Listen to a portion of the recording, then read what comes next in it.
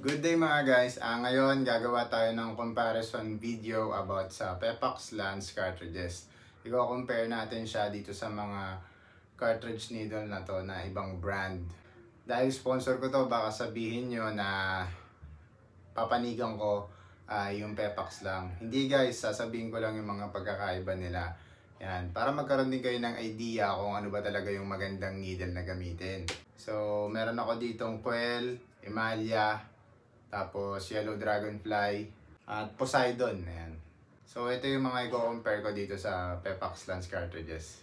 Ilalapit ko lang yung camera para makita nyo ng malapitan. At yung gagamitin ko na machine ay dalawa para malaman nyo rin kung saan ba siya magandang gamitin. At yung gagamitin ko na machine ay itong Ambition Soldier at itong Spectra Flux Max na clone. Umpisahan na natin guys. Tara! So ito na guys yung mga needle. Hindi siya pare-parehas kasi ito lang yung needle na meron ako. Sa Quail, ang size ay 1RL tapos 7RM. Sa Emalia at saka 15cm. 5RL din sa Pepax tapos 15cm. Tapos sa Poseidon 5RL tapos 7cm. At saka sa Dragonfly naman 5RL at saka 7cm.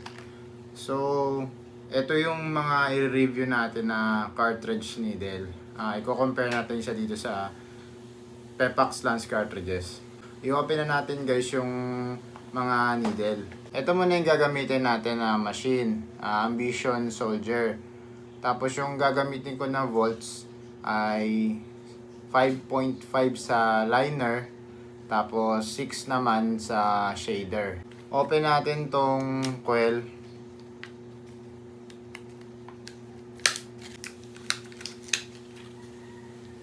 At open din natin yung Pepax Lance cartridges. Kasi guys, ito yung ito yung i-compare natin siya sa lahat. Kasi ito yung sponsor cartridge ko. Gawin natin 6 volts. Ayan, 6 na yan guys. At ilagay natin tong coil. Dito, adjust natin yung tamang lalim. Ayan. Para sa akin, smooth naman yung takbo niya. Okay din talaga tong coil. Ayan yung ingay niya. So, dito naman tayo sa Pepax. Etong 15cm. Okay na okay naman yung takbo niya. Halos parehas din sila ng coil ng tunog. Diba? So, yung liner naman ang titignan natin. Eto guys, nasubukan ko ng cartridge needle na to, yung coil.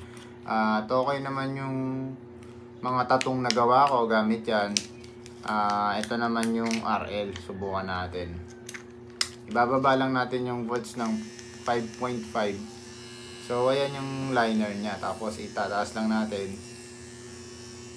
So ayan. So dito guys, medyo may para siyang vibration. Meron ako nararamdaman na vibration na konti. Dito naman sa coil, ito kasi guys 1RL lang to eh. So ayun, mas nagustuhan ko yung tono nitong coil guys. Mas maganda siya. Yung liner ng Pepax, meron siyang vibration. Yan, hindi ko alam kung saan ba yung nanggagaling yung vibration na yon. Pepax compare dito sa coil, okay yung shader, yung liner, yun yung may vibration. So mas panalo yung coil na pang linya. Yan. So dito naman tayo sa Emalia. Ito guys, matagal ko na rin tong ginagamit, almost 1 year. At okay naman yung mga naitato ko gamit to. Tignan natin yung ano niya, yung yan yung tunog ng RM niya guys or CM. Medyo maingay siya guys. Pero para sa akin kasi okay lang yung may ingay kesa naman dun sa may vibration. Yun, mas smooth talaga tong Pepax talaga yung ano niya, yung CM niya, mas smooth yung takbo. Yung smooth yung feeling mo pag ano mo yung ginagamit mo yung machine. Tapos itong Emalia, may ingay lang siya guys. Medyo maingay lang, pero hindi ko alam kung big deal ba yun sa mga tattoo artist. Pero for me, hindi naman big deal yun. So, kukompare na natin yung liner niya guys. Dito sa Emalia, ayan, maingay din siya. Medyo mas maingay siya kaysa sa Pepax. Pero kahit maingay siya guys, hindi ako nakakaramdam ng vibration sa liner na to. Magandang panlinya talaga to, solid na solid. So dito naman tayo sa Pepax. Ayun, meron siyang vibration. Titignan ko kung anong gauge ba yung nakuha ko. 10 gauge. So siguro pag nagpalit ako ng 12, baka mag-smooth na to. Pero ito kasing 10,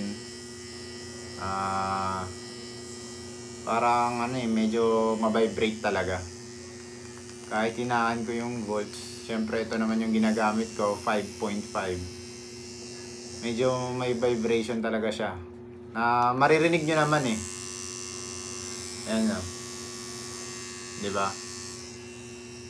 Yun yung problema sa sa Emalia at saka sa Pepax. Almost the same yung shader niya. Yan, maganda yung takbo. Yung liner din yung problem, medyo may vibration siya.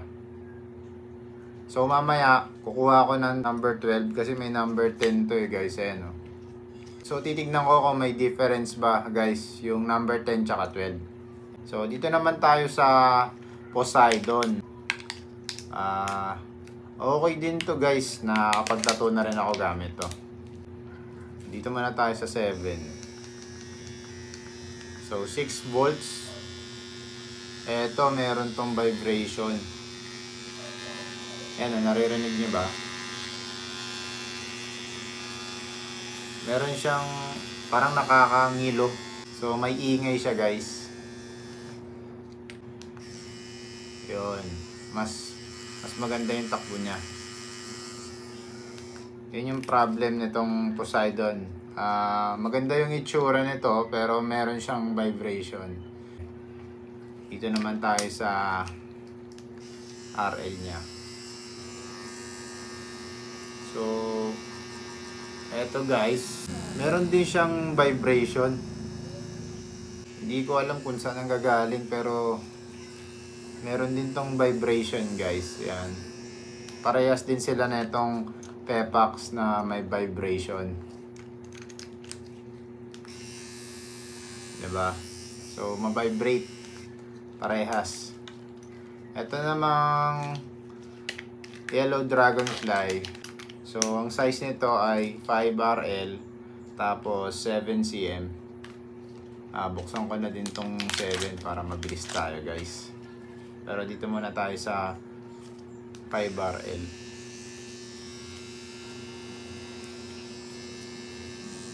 Ayun, meron din tong vibration.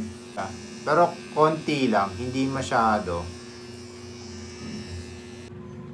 Dito naman sa 7cm or 7RM. Ito smooth guys. Smooth tong needle na to. Hindi siya ma-vibrate. Tignan natin yung Pepax ulit. So yun, halos parehas. Wala namang pinagkaiba. So, yun yung mga ano niya, yung mga tunog niya sa machine na Ambition. Punta naman tayo dito sa Fluxmax na clone. So, tignan natin yung coil.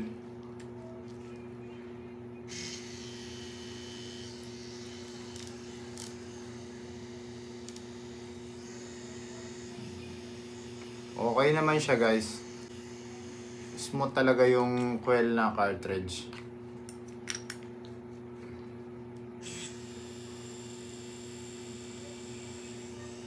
Yun, parang itong coil na CM, 7cm. Ano siya, may vibration siya dito sa machine na to. So, sa Emalia naman, okay naman siya, guys. Talagang medyo may ingay lang eh. Etong Magnum. Yan, guys. Kakaiba na yung tunog niya dito sa hindi maganda yung Emalia dito sa sa Spectra Flux. Ayan parang bearing yung tunog. Hindi siya smooth. Hindi siya okay dito sa machine na to. Ito okay naman yung takbo nitong ma-vibrate kanina dito sa Ambition. Okay naman siya dito. Pero meron pa rin konting vibration itong Pepax. Yung Magnum niya, tingnan natin. Ayun, walang vibration to, guys. Tahimik na tahimik, oh. Diba? Tingnan nyo. Tingnan nyo yung sound. Diba? Maingay yung Emalia. Maingay siya sa Spectra Flux. Kaya sa tingin ko, hindi okay yung Emalia na to dito sa Spectra Flux. Ito namang Poseidon. Meron talaga siyang vibration. Pero nawawala, nagkakaroon eh. Nawawala, tas nagkakaroon ng vibration. Hindi ko alam kung saan nanggagaling yung ganun. Ito namang liner.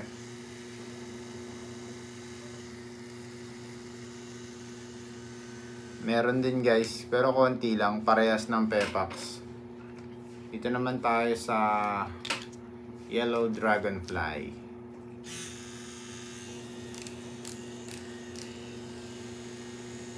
Okay naman.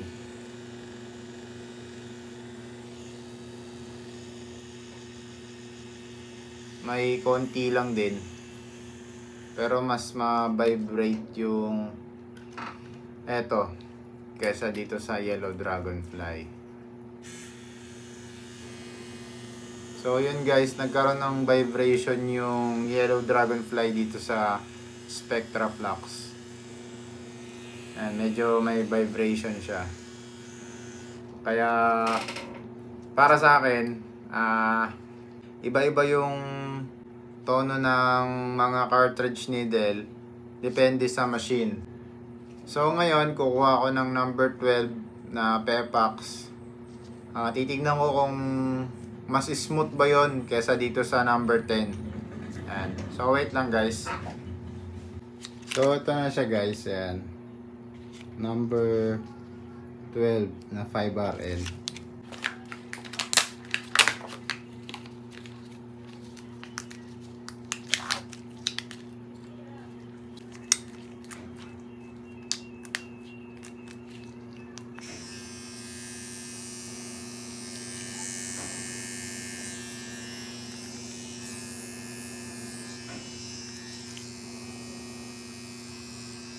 Naririnig nyo ba, guys?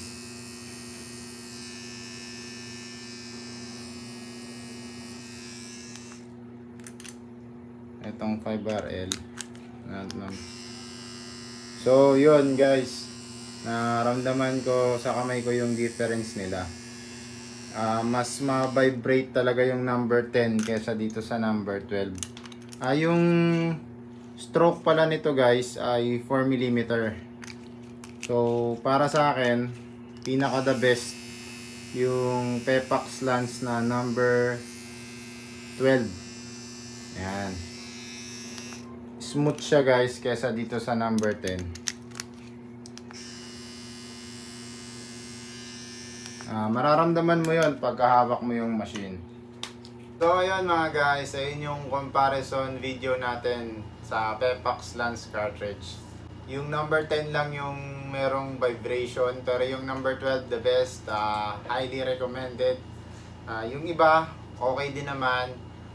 Dito lang sa Spectra Flux nagkaroon ng vibration, pero dito sa Ambition Soldier halos lahat maganda yung takbo, smooth, lalong lalo na yung Pepax okay na okay. Yung Yellow Dragonfly okay din, maganda rin kahit murang-mura lang siya. Yung Imagine naman okay din siya, the best din. Pero pag nilagay mo na siya dito sa Spectra Flux na meron ako, meron siyang vibration. Hindi ko alam kung bakit.